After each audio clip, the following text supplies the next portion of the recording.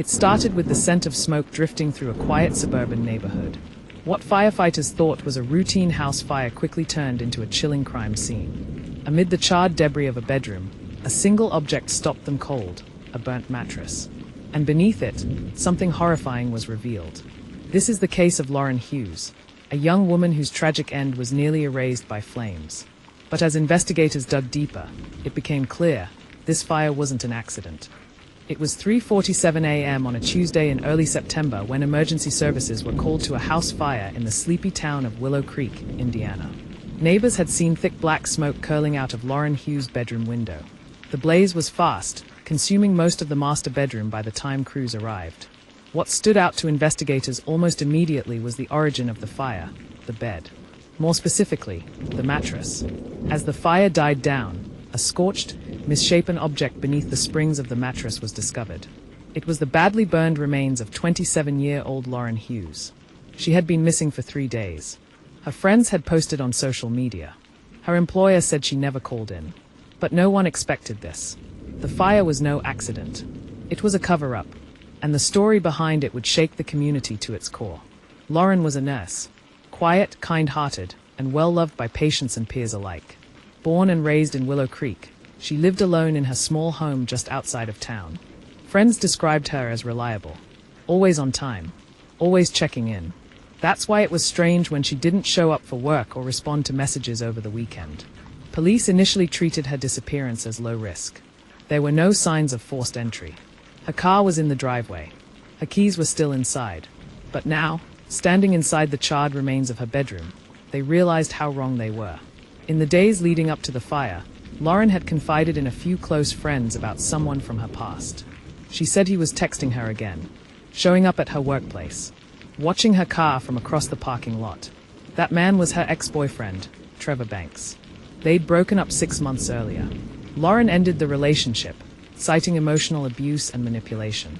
Friends later reported that Trevor had a hard time letting go, following her online activity, sending threatening emails, even showing up at her favorite cafe uninvited. Lauren filed a restraining order, but it hadn't been served yet.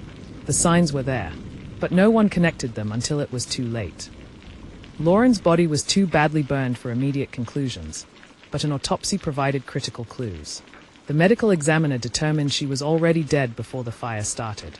Blunt force trauma to the head. No smoke in her lungs. She had been murdered. The fire had been set to destroy the evidence.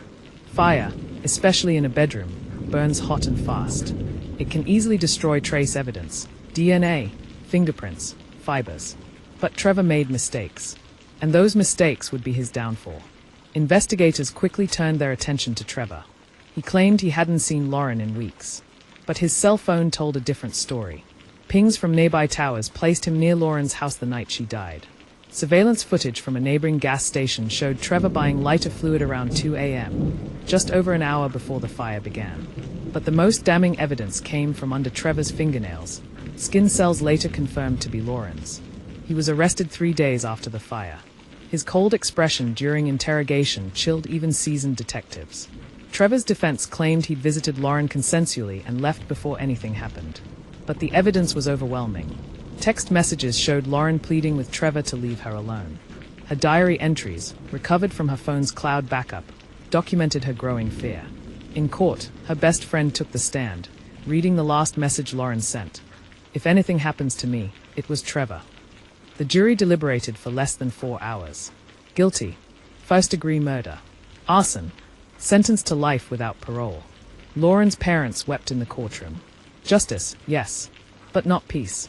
Lauren's death shook Willow Creek to its core. A town once seen as safe now haunted by the realization that warning signs were ignored. The local police department reviewed its domestic violence protocols. The state passed new laws for expedited restraining orders in abuse cases. Lauren's name became a rallying cry for women at risk.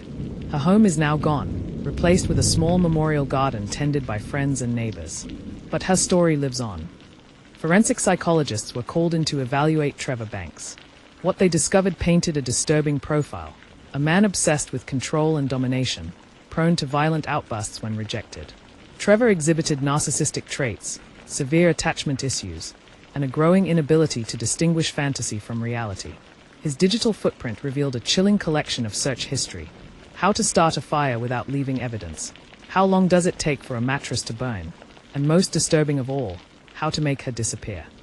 Experts testified that Trevor's actions were not impulsive. They were premeditated, calculated, and chillingly cold. Lauren's funeral drew hundreds. Nurses in uniform, patients who remembered her kindness, and residents from every corner of Willow Creek came to pay their respects. Her eulogy, delivered by her younger brother, ended with a plea. Let my sister be the last. Don't wait. Don't be silent. Community centers began hosting domestic violence workshops. Schools implemented programs on healthy relationships. And a local law firm offered free consultations for women seeking protective orders. Lauren became a symbol, not just of tragedy, but of change. 5 years have passed. Trevor remains in maximum security, with no appeals granted. Lauren's parents continue to speak at events on domestic violence awareness. A scholarship in her name now supports aspiring nurses with similar compassion. True crime documentaries have covered her story.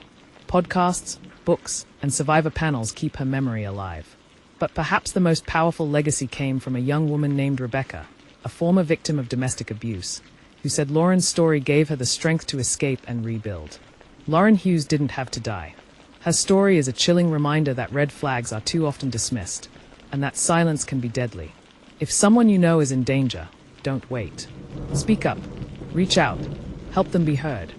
If this story moved you, subscribe to True Crime Hub for more real stories that demand to be told. Like, share, and leave a comment below. What signs do you think should never be ignored?